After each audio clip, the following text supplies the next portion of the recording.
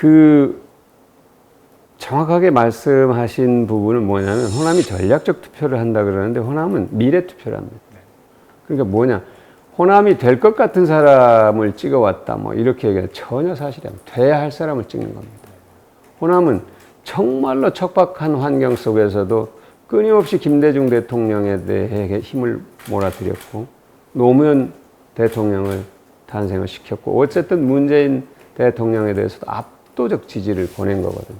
물론 한때 문재인 대통령에 대해서 굉장히 극심한 이른바 호남 홀대론이라는 괴물 같은 실제 존재하지도 않는 그런 걸 바탕으로 안티가 많이 형성이 돼 있었어요. 그러나 결국 다시 호남의 민심은 문재인만한 후보가 없다.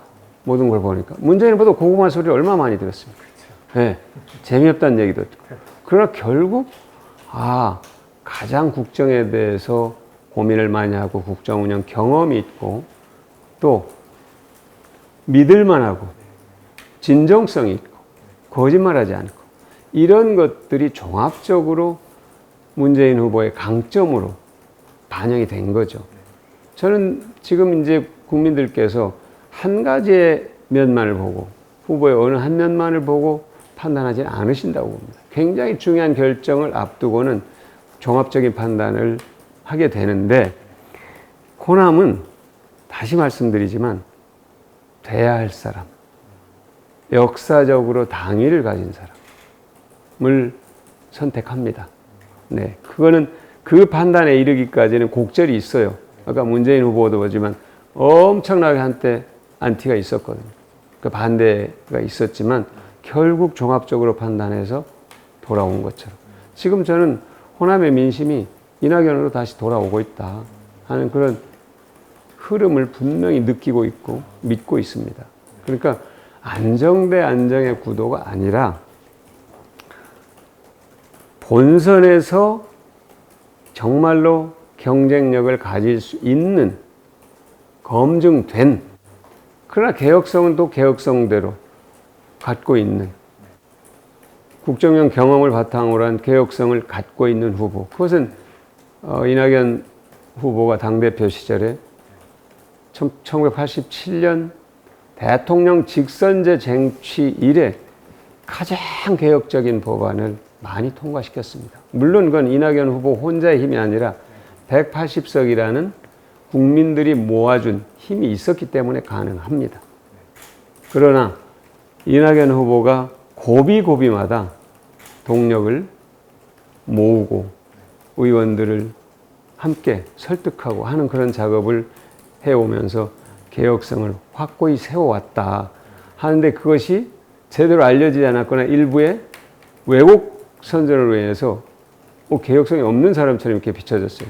전혀 그렇지 않습니다. 그리고 또 다음에 질문이 있겠습니다만 이른바 민주주의 4.0의 핵심 인물이라고 할 수 있는 홍영표, 김정민, 신동근 이 세 분이 합류를 했어요. 그러면서 지지 이유를 밝혔어요. 예, 그 안에 다 들어있습니다. 왜 이낙연을 지지하는가? 그게 개혁성과 또 통합의 리더, 또 문재인 정부를 가장 잘 알고 계승 발전시키면서 보완할 것은 보완해낼 수 있는 사람. 예, 굉장히 중요한 그런 이유들을 설명을 했지 않습니까? 그런 점에서 저는 호남에서 이른바 본선에서 확실하게 이길 후보를 선택하는 방향으로 지금 움직이고 있다. 이게 제가 확신을 갖고 말씀드립니다. 호남 권리당원이 20만 명 정도 됩니다. 그럼 투표율이 지금 권리당원 투표율이 충청은 낮았어요. 그러나 대구 경북은 또 높았어요. 70이 넘었잖아요. 호남은 그것보다는 더 높을 거로 봅니다. 최대 저는 80까지도 가능할 거다. 권리당원 투표율이요. 그러면은 16만 명 정도가 투표를 하게 되는데 그 나머지 세 후보의 득표에 대해서는 제가 좀 언급을 자제하고요.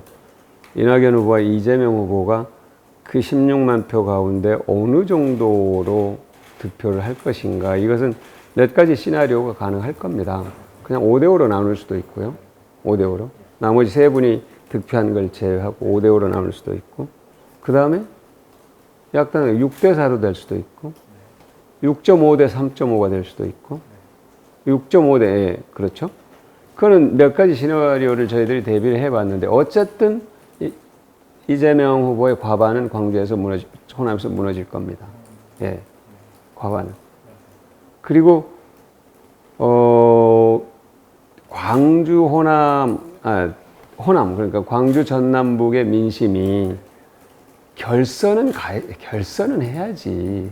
이렇게 일방적으로 경선이 진행돼 가지고는 흥행도 안 되지만 본선 경쟁력에 도움이 안 된다 하는 그런 민심 또한 있습니다. 그러니까 어떤 분 그런 얘기를 하더라고요.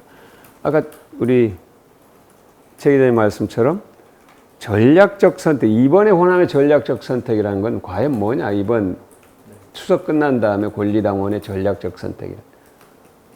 결선 투표를 가도록 만드는 것. 그래서 후보 경쟁력도 높이고 흥행성도 높이고 그 다음에 당의 경쟁력도 높이는 이런 선택을 굉장히 고민하고 있다 하는 얘기를 제가 들었어요. 그 얘기를 듣고 제가 깜짝 놀랄 정도였는데, 이낙연 후보도 광주 전남북에서 확실하게 결선 투표를 만들어 달라, 이렇게 호소를 하고 있거든요. 그런 점에서 저는 몇 표가 득표가 될 거냐 보다도 과반이, 이재명 후보의 과반이 무너지는 건 분명한 거고요. 우리가 어느 정도, 이낙연 후보가 어느 정도 격차로 좁힐 것이냐, 이거는 굉장히 관심 사항입니다.